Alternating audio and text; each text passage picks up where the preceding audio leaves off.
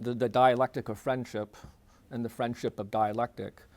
And when I look at the book and I think that's 35 years of friendship with Professor Begam. I wrote an email to Richard teasing him with some obscure reference to Descartes. What philosopher died in the winter in Stockholm in, I believe it was 1751? And I wrote back, that's easy, Descartes. And then this took off a bit. I had no idea, I wasn't at the time that this was going to become a serious dialogue, but for about 2 or 3 pages, I just let him go on, that I would go on, and went back and forth.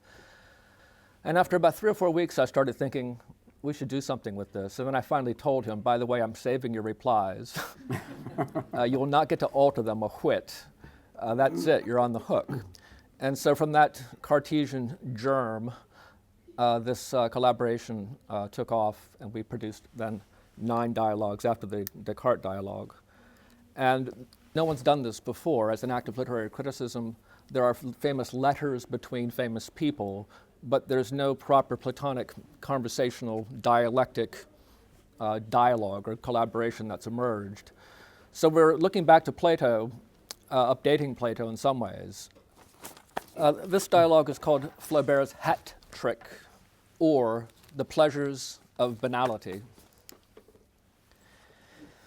I think it is Julian Barnes in Flaubert's Parrot who describes the French author as the butcher of romanticism and the inventor of realism.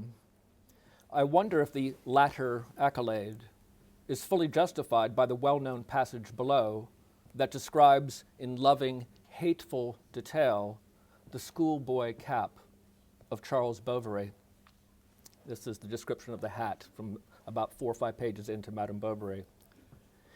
It was one of those headgears of composite order in which we can find traces of the bearskin, the shako billycock hat, sealskin cap, and cotton nightcap.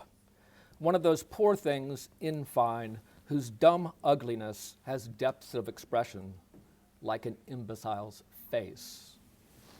Oval, stiffened with whalebone, it began with 3 round knobs. Then came in succession lozenges of velvet and rabbit skin separated by a red band.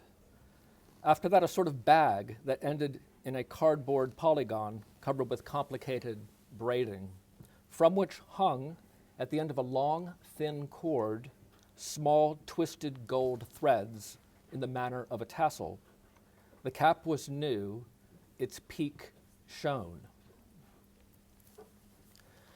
I'm imagining the oratorical Flaubert bellowing out those 3 sentences 5 hours into his 12-hour writing day, until the hideous hat of young Bovary begins to become, through the alchemy of style, a triumph of le mot juste.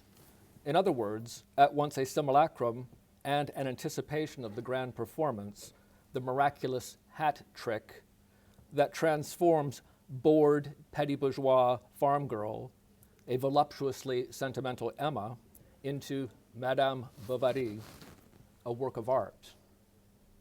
That hat is doubtless an example of both realism and symbolism, but its expressiveness, editorially insisted upon in the passage itself, is part of a new language game, for which the words absolute style, Flaubert's own words in his letters to Louise Collet, are an abbreviation.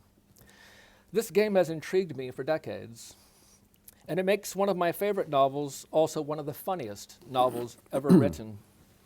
I think that in all the fuss made about Flaubert as a realist, one forgets that he is also a humorist of the highest order, as boisterous as Rabelais, as witty as La Rochefoucauld, as darkly comical as Voltaire. What happens if we put on that imbecilic cap as a thinking cap, as Flaubert did for 5 years during the composition of Madame Bovary? Homer gives us epic ekphrasis with the shield of Achilles. Flaubert gives us bourgeois ekphrasis with the hat of Charles Bovary. And lest we miss the connection, the master of le mot juste drives home his classical illusion by calling the hat une casquette, variation on casque, or helmet. As you point out, the hat trick metamorphoses the base metal of everyday life into the precious gold of art. But it also, in wonderfully perverse and distressing ways, does the opposite. It suggests that Flaubert's precious metal may itself be fool's gold. And this is where the Homeric illusion becomes important. For we must remember that it is Hephaestus who engages in the poiesis, or making, of Achilles' shield. While Homer's poetic model is an Olympian deity, Flaubert's is a provincial hat maker. While Homer is inspired by heaven, sing Athena of the wrath of Achilles, Flaubert's muse is a shopkeeper, sing, O milliner, of the stupidity of Charles.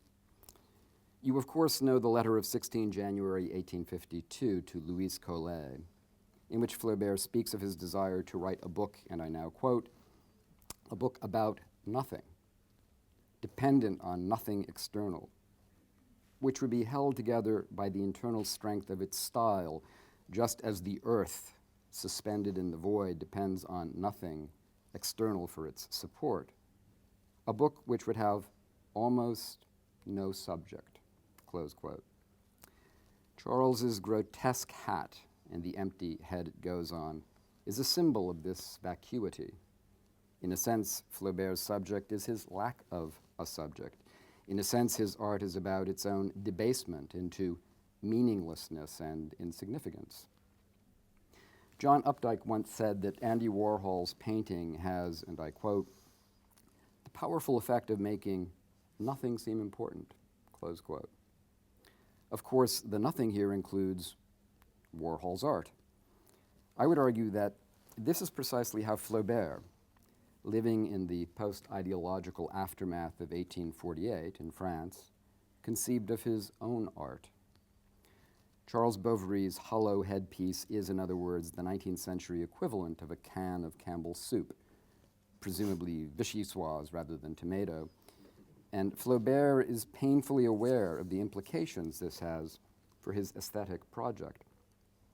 His hat trick consists in creating a world suspended in the void. But he remains uncertain whether his lapidary expression will be sufficient to supply the emptiness of his occasion. Bereft of deities, will he remain a Homer, or will he become the literary equivalent of a provincial hat maker, artfully gluing together felt and feathers?